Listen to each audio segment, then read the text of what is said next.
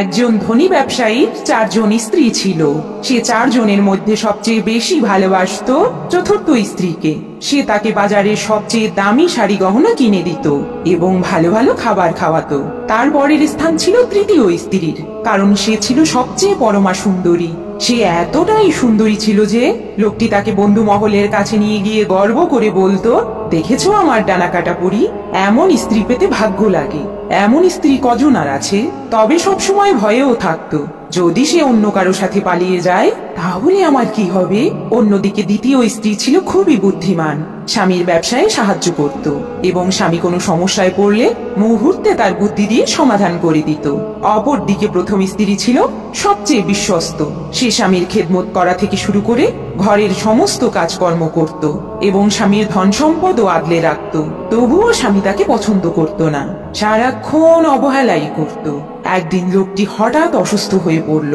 সে বুঝতে পারলো, আমি তো বেশি দিন বাঁচবো না, কিন্তু আমার এত ধন সম্পদ, বিলাসবহুল বাড়ি গাড়ি, 4 জন স্ত্রী, অথচ আমার মৃত্যুর পর আমি তো একা হয়ে যাব। এই কথা ভাবতে ভাবতে সে তার চতুর্থ স্ত্রীকে ডেকে জিজ্ঞেস করলো, শোনো, আমি তোমাকেই সবচেয়ে বেশি ভালোবেসেছি, ভালো ভালো খাইয়েছি, ভালো মানের পোশাক পরিয়েছি, তোমার সকল আবদার পূরণ করেছি, কিন্তু এখন আমি মারা যাচ্ছি। আমার মৃত্যুর পর তুমি কি আমার সাথে থাকবে? চতুর্থ স্ত্রী বলল, কখনোই না, মরার পর কেউ কি কারো সাথে থাকে? এই বলে সে হন হন করে চলে গেল। এ কথা শুনে লোকটি ভীষণ আঘাত পেল। এবার তৃতীয় স্ত্রীকে ডেকে জিজ্ঞেস করলো, আমি তোমাকে সবসময় ভালোবাসি, এখন আমি মারা যাচ্ছি, তুমি কি আমার সাথে থাকবে?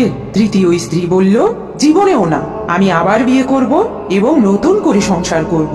এ কথা শুনে লোকটি আরো দুঃখ পেল। তখন সে তৃতীয় স্ত্রীকে ডেকে জিজ্ঞাসা করলো, আমি সবসময় সকল কাজে তোমার পরামর্শ নিয়েছি, তোমার সব কথার গুরুত্ব দিয়েছি, কিন্তু এখন আমি মারা যাচ্ছি, আমার মৃত্যুর পর তুমি কি আমার সঙ্গে থাকবে? দ্বিতীয় স্ত্রী বলল, আই অ্যাম সরি, এ কাজে আমি তোমাকে সাহায্য করতে পারবো না, আমি শুধুমাত্র তোমার সাথে কবর পর্যন্ত যেতে পারি। হঠাৎ আড়াল থেকে একটি চিরচেনা কণ্ঠস্বর বলে উঠল, আমি চিরকাল তোমার সঙ্গে থাকবো, তুমি যেখানে যাবে আমি সেখানেই যাব।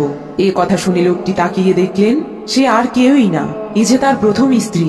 বহুদিন পর লোকটি বড় বউয়ের দিকে তাকিয়ে দেখলো, সে তার প্রতি এতটাই অযত্ন আর অবিচার করেছিল যে সে আজ দুর্বল হয়ে গেছে, ঠিক মতো দাঁড়াতেও তার কষ্ট হচ্ছে। এবার লোকটি বলতে লাগলো, হায় কপাল, এ আমি কি করলাম, যে আমার অতি আপনজন ছিল আমি তাকেই অযত্ন আর অবহেলা করেছি। বন্ধুরা, আসলে আমাদের সবার জীবনেই 4 জন স্ত্রী রয়েছে। চতুর্থ স্ত্রী হচ্ছে আমাদের শরীর। আমরা যতই সময় আর শ্রম ব্যয় করি না কেন, মৃত্যুর পর সে আমাদের সাথে থাকবে না।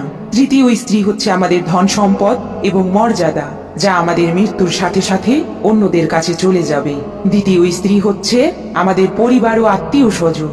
তারা আমাদের জীবন দশায় যতই কাছাকাছি থাকুক না কেন, মৃত্যুর পর তারাও আমাদের সাথে থাকবে না। আর প্রথম স্ত্রী হচ্ছে আমাদের ঈমান, যাকে আমরা সব সময় অবহেলা করি, কিন্তু সেই একমাত্র সঙ্গী যে কিনা আমরা যেখানেই যাই সে আমাদের অনুসরণ করে।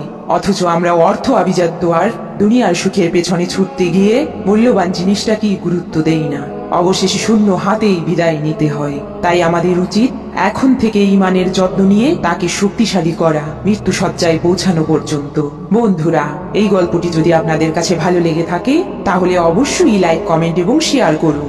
আল্লাহ হাফেজ।